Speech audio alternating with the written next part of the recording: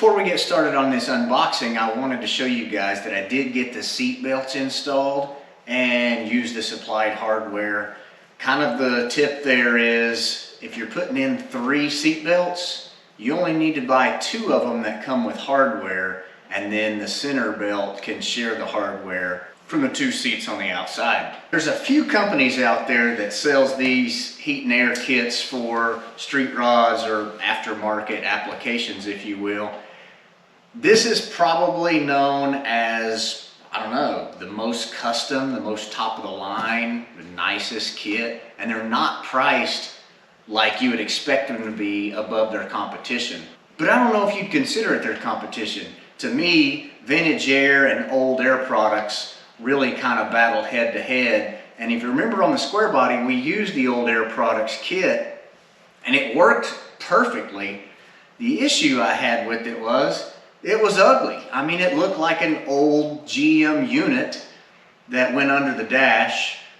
The fittings from the firewall, the bulkhead, had like the temp sensor and everything on the outside with like this black asphalt tape, and honestly it looked awful. I was trying to figure out a way to fab something up to cover it, but I guess their concern wasn't the look so much as the functionality, whereas with the RESTOMOD AIR, these guys care about both. If you go on RESTOMOD AIR's website, which is super rad, by the way. I always appreciate someone who spent the money on a cool website. And you search like for this truck, which would be 61 to 64 F100. The Bantam-S is the unit that is recommended and comes stock with this kit. Although RESTOMOD AIR, if nothing, is full custom. So you could choose any of their units that you'd want to use. If you need the additional cooling or power or just want it. And Mark at RESTOMOD AIR will probably tell you to put their biggest, baddest system in any car because he doesn't want to sweat. But I think this will be fine for us because, as you guys have seen in this build, we've put an excessive amount of insulation and sound deadening and all that good stuff in this single cab. So shouldn't be any problem to heat and cool it.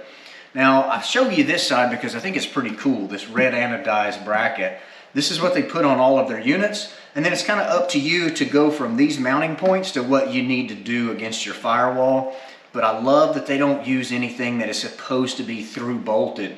You can have a nice smooth firewall and still use their products.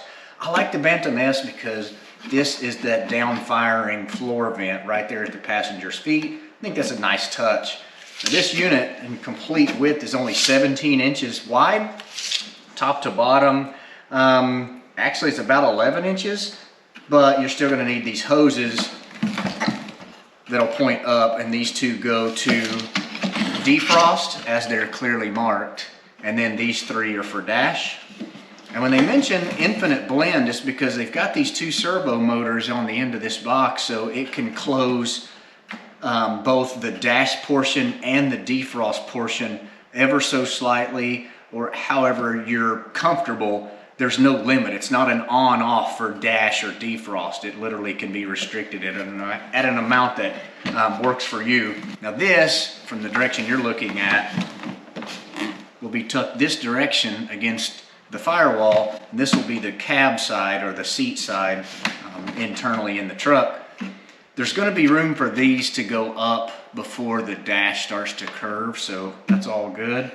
One thing I might wish is if this was reversed to where these fittings went out towards the center of the truck, like the engine tunnel side, because what we're going to end up doing is have to use all of these hoses to reroute it where the bulkhead is going to be, because I just don't think it's going to make sense or that there's going to be much room for it to come out this side and stick out underneath the hood. This looks like what's going to be left of our glove compartment due to clearances behind it. So you're going to give up that space, but I'm sure that should be the least of your worries. They also shipped these vents, and they're just black plastic. Again, I think if they're known for anything, Restomod Air is known for their super awesome different billet style vents that they can sell you. They can you could put in flush mount or top mount or however you purchase them. But for our application, I like that we can just mount these on the bottom side of our dash anywhere we would like. And then it looks like these could go in where we'll attach into those two dash defrosts that came from the factory, and we'll attach this hose to there and to our Bantam-S unit. Even sent these cool little self-drilling sheet metal screws in black so they don't stand out. Pretty good thinking. Next stage of this unpackaging looks like this is a box full of hose. So it looks like all the hoses are included. Actually, it's some really nice cable management as well, which I can appreciate. Super heavy duty grommets for the pass-through. I guess maybe if you don't want to use a bulkhead fitting, you can just use these grommets to send everything through the firewall. I know these are the O-rings for all the AC system and the oil that you should put on them. More self-tapping condenser screws. That should be a trinary switch, which there's a million people explaining trinary switches. Basically, if you're going to control your AC fan from a thermostat control, but you also are going to run an air conditioning system, so it needs to turn the fan on regardless of the coolant temp, you'll need to have a trinary switch that can do that. These are all of our AC fittings, but these are the crimp style, and I've found that a lot of your parts stores that can do AC lines, they have the mandrels and the press to build these. So when we get further along on this install, I'll show how we just mark them, and then we'll take them down and have those crimped to fit the angles and the length that we need. Alright, so here's our condenser, made in China.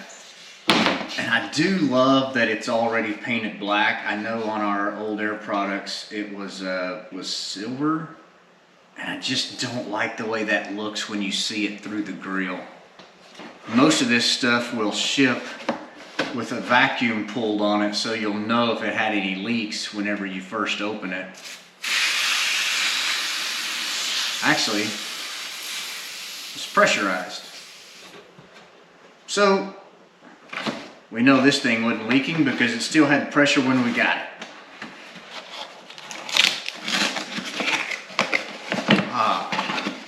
So this is something that they're known for, in my opinion.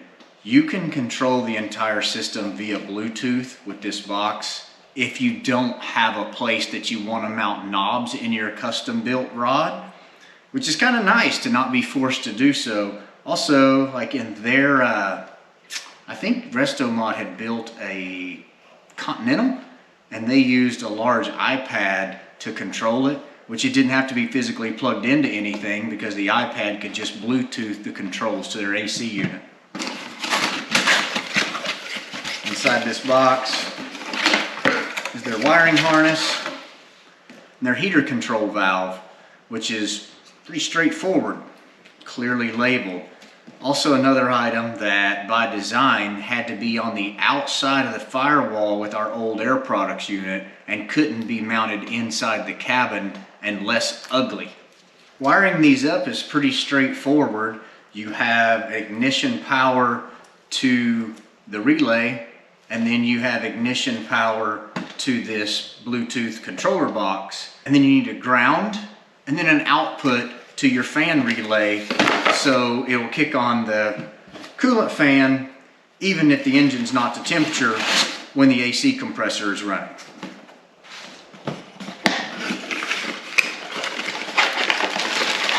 Alright. I'm guessing these are the fittings that go from the Bantam-S inside the cabin to the interior side of the bulkhead. Your heater lines and your high and low end AC lines. It's also your drain tube, so you're going to get condensation inside that box in the evaporator, I believe. And then you're going to want to run this on the outside of the car, which it looks like they have a grommet made for this size. There's also a 90 because it comes straight out of that Bantam-S, and you're going to want it to turn down and run it through the floor. Plenty of hose clamps and hardware. A whole bunch of zip ties of multiple sizes. And here's some of that insulating tape goo stuff that we had to put on that expansion valve on the old Air Product stuff ourselves. I'll imagine that's doing some kind of a gasket or sealing, maybe at the bulkhead. So far, the things that we've unboxed were essentially on the checklist for any system that goes out for a Bantam-S. Outside of those vents, of course. These are probably the more specific items that you have to choose whenever you order any kit from Restomod Air. I love the full resolution print on these sleeves. It really makes you feel like you got something special. So this is the bulkhead fitting that we chose because we have a black firewall and we're going to do the fenders and everything black. Mark made a good call and recommended that we get this in black coating. So that's not going to stand out or draw too much attention to it. Even got their little logo there hanging like a clothing tag. And there's O-rings again and oil. It's like we doubled up on those on this order. Hope they don't charge me extra if they watch this video. Our last box to open should be our control knobs, which we didn't do any kind of an upgrade on these. And as I've spoken before, you can get this bulkhead in any color, finish, polished, or whatever you want. I'm sure if you talk to those guys, they can take care of it. Same way with the knobs. I've even seen, they make so many of these that you could probably just have it matched to whatever your wheels are. But we didn't spend the extra money for anything too fancy with our old Ford pickup truck. But I still feel like we're getting a really fancy system. So these are their base model knobs. I do love that this is like on a, I don't know, it's like a hard plastic coating. You can put it wherever you want on your dash or a finish panel that you build. If you look at the back side of these, it doesn't take much to run each one of these controls. So I want to say a 1/4 inch hole is all you have to drill to run these mounts through. There's a nice heavy resistance to these knobs, and you can feel each one of the notches that are built in, so you definitely get a positive selection for each level that you select. This feels like a really nice piece inside and out. Now, as far as length, it looks like from wherever you mount that controller, you've got about 4 feet that you can route this wiring. And then again, from the control box to your Bantam-S or whatever box you choose, you've got that wiring distance as well. So a lot of versatility on where you put your controls versus where the thing's mounted. True to form with everything else that they've shipped us, the manual's even really nice. It's full color, the pages are glossy, and they seem like they've kind of got like a waterproof coating, so if you're out in your garage with greasy fingers and touch it, you're not going to smudge the ink or make it illegible. So goes over some of the basic descriptions of it, how the knob positions are going to function percentage-wise. Let's see, gives you a checklist of the things that you're going to want to make sure that you've done. Planning your install, mounting recommendations and clearances required, bulkhead mounting options, heater control valve mounting recommendations, really clear basic wiring diagram, ventilation routing, calibration steps, and diagnostic codes. Then lastly, I saw in the box that we have this little postcard. Scan QR code with your camera for model-specific install instructions. I'll just take you guys along with me and we'll go on this little journey together.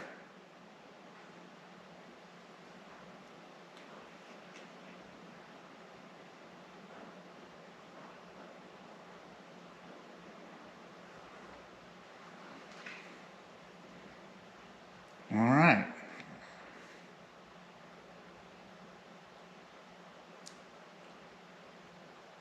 So far nothing is specific to ours. Maybe we just need to select it. Yeah, we do.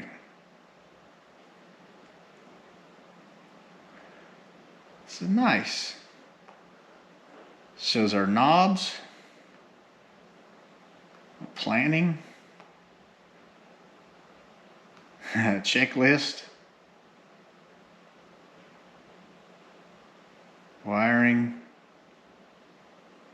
That's pretty basic, but I guess you could call it model specific. Here's one thing I'm not going to say I'm necessarily disappointed in, but it's not really what I expected. If we choose our make and model of a vehicle and hit search for that kit, this lists the kit that we should have. Now if you look right there, that's like a formed under dash piece that would work on our truck, and it even has the holes drilled, it looks like, for the control knobs to be right out front. But we didn't get a kit like that. We were just given the under dash mounting kind of universal ones, which is fine. We may end up liking that better. When you see it and it lists your make, model, and shows an image, you kind of expect this is what you're going to get shipped. So that's the Restomod Air kit for this 64 F100, and really the only upgrade over basic that we had was having that bulkhead fitting in black instead of like natural aluminum. But everything's really nice and I'm excited to get it installed, and we'll start that here pretty soon because we're gonna need to do it before we get the front end on. So I hope you guys enjoyed. This was kind of my first time seeing it in person, so I don't know, if you're making decisions about which AC system to buy for your street rod, I really recommend it. They don't cost any more. I'm told the lead times are considerably shorter for them, although it was 8 weeks from the time we ordered it until it was available to ship. But in these times, I'm not sure 8 weeks is really that long. Appreciate you guys watching. Tune in next week to see what we've done next on the F100.